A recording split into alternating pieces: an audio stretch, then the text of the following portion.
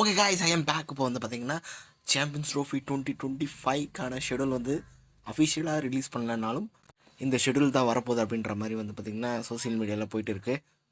First schedule பார்த்துருவோம். ஷெடியூலை பொறுத்த வரைக்கும் 8 டீம்ஸ் விளையாடக்கூடிய ஒரு டோர்னமெண்ட் இது.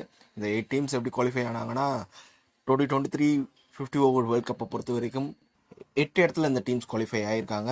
அதனால தான் வந்து பார்த்திங்கன்னா ஸ்ரீலங்கா குவாலிஃபை ஆகலை, அதையும் நான் சொல்லிட்டேன்.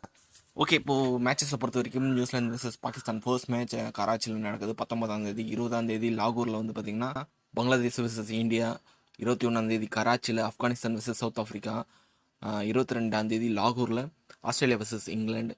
23ஆம் தேதி லாகூரில் நியூசிலாந்து வர்சஸ் இந்தியா. 24ஆம் தேதி Rawalpindi Pakistan versus Bangladesh match.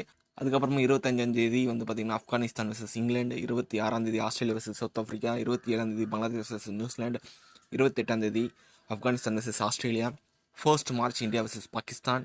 2 March south Africa versus England. First semi-final வந்து பார்த்திங்கன்னா மார்ச் 5. அதுக்கப்புறம் செகண்ட் செமிஃபைனல் மார்ச் 6.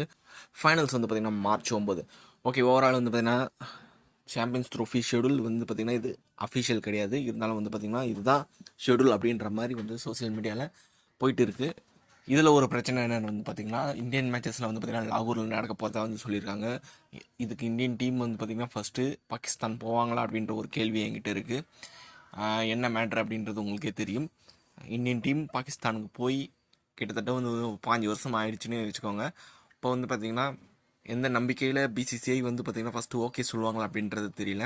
அதுக்கப்புறம் பிளேயர்ஸ் வந்து பார்த்திங்கன்னா ஃபஸ்ட்டு ஒத்துக்கணும். பிசிசிஐ என்ன தான் ஒத்துக்கினாங்க அப்படின்ற மாதிரி வச்சுக்கிட்டாலும் கூட பிளேயர்ஸ் ஒத்துக்கணும். பிளேயர்ஸ் வந்து பார்த்திங்கன்னா ஒரு சில பிளேயர்ஸ் வந்து நான் போகிறதுக்கு தயாராக இருக்கேன் அப்படின்ற மாதிரி சொல்லுவாங்க.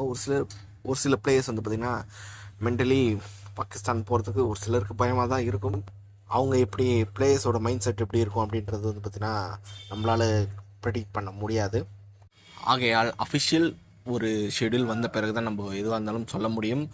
இந்தியன் டீம் வந்து பார்த்திங்கன்னா ஃபஸ்ட்டு பாகிஸ்தான் போகிறாங்களா அப்படின்றத நம்ம வெயிட் பண்ணி பார்க்கணும். இல்லைனா வந்து பார்த்திங்கன்னா பங்களாதேஷ் இல்லைனா ஸ்ரீலங்காவில் மோஸ்ட்லி இந்தியன் மேட்சஸ் நடக்கும் அப்படின்ற மாதிரி சொல்கிறாங்க. எதுவாக இருந்தாலும் இந்த மந்த் எண்டுக்குள்ளே வந்து பார்த்திங்கன்னா அஃபிஷியல் ஷெடியூல் வரதுக்கான வாய்ப்பு இருக்குது. வெயிட் பண்ணி பார்க்கலாம். ஓகே, நீங்கள் சொல்லுங்கள், உங்களை பொறுத்த வரைக்கும் இந்தியன் டீம் பாகிஸ்தானுக்கு ட்ராவல் பண்ணலாமா? அப்படி ட்ராவல் பண்ணலைன்னா, பண்ணக்கூடாதுன்னா வேறு எந்த ஒரு கண்ட்ரியில் இந்தியன் மேட்சஸ் நடந்தால் நல்லாயிருக்கும் அப்படின்றத வந்து கமெண்ட் பாக்ஸில் டைப் பண்ணுங்கள்.